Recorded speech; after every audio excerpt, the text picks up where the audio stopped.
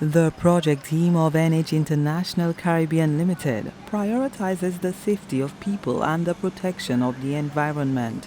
NH is constructing one of the largest single investments in the judiciary in the Eastern Caribbean, the Halls of Justice.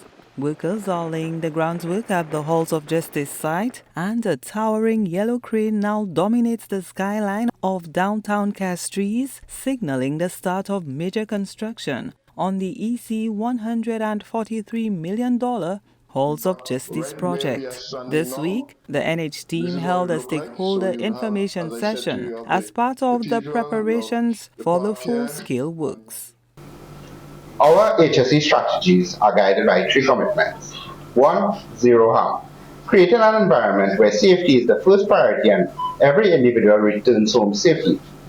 2. Sustainability. Ensuring our methods respect natural resources and leave a positive legacy for future generations. 3. Excellent through improvement. Continuously evaluating our standards by learning from each project and sharing best practices across all operations. Here in Saint Lucia, these commitments are fully embedded in the Halls of Justice project. We have invested in comprehensive induction and training programs, rigorous risk assessments, and strong stakeholder engagement mechanisms to ensure safety and sustainability are integrated at every stage of delivery. The government outlines its requirements in a build-own list transfer, bold agreement, and the developer takes on the responsibility for designing, constructing, financing, and delivering the project. The state will fully regain ownership for a nominal sum of EC $1 after the 12-year lease. Civil engineer John Peters created renderings of the completed model of the structure from different angles. So this is if you're standing in front of the cathedral, a view on Miku Street in front of the cathedral. This is what the final product will look like. This is if you are standing, in fact, right where we are standing now. This is what it would look like. So you would have, as I said to you, you have the cathedral, you have the park here, and you have the Hall of Justice on the side. And the whole concept is to create that connectivity from the front door, from the entrance of the church, into the park. And on this side, you will be seeing the Hall of Justice. And then, as I said, Parliament is at the back. So you're creating that, I call it the triangulation of societal structures, as it would.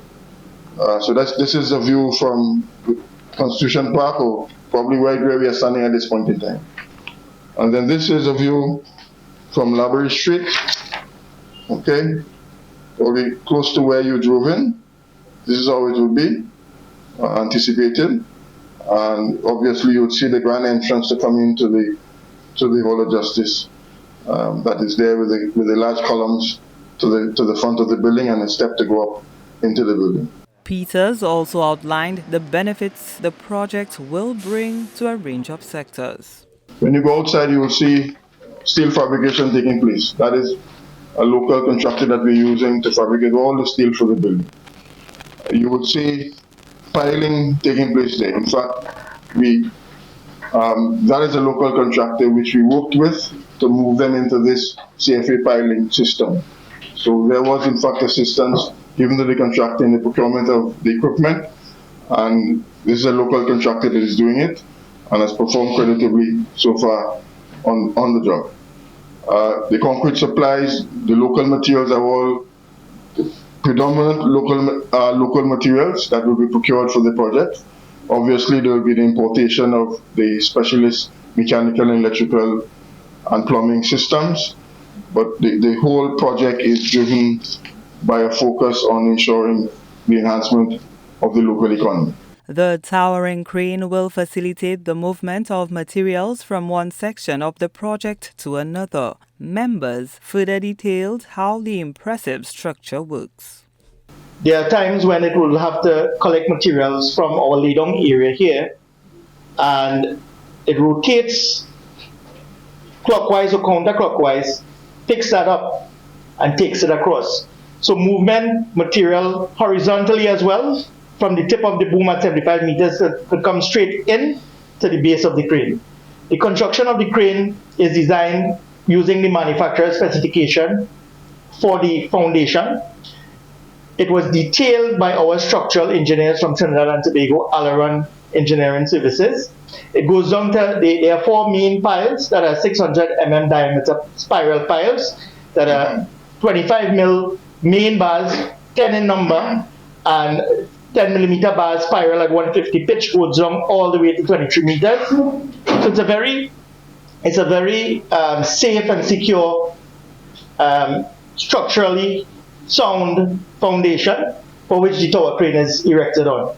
The design coordinator responsible for the project broke down the specifications. The concept is modern and contextual, with pedestrian traffic being facilitated on the entries of Labora Street and special entry for judges, magistrates, and associated staff. The internal layout prioritizes a smooth circulation with clear separation of public spaces, administrative offices, and secured zones.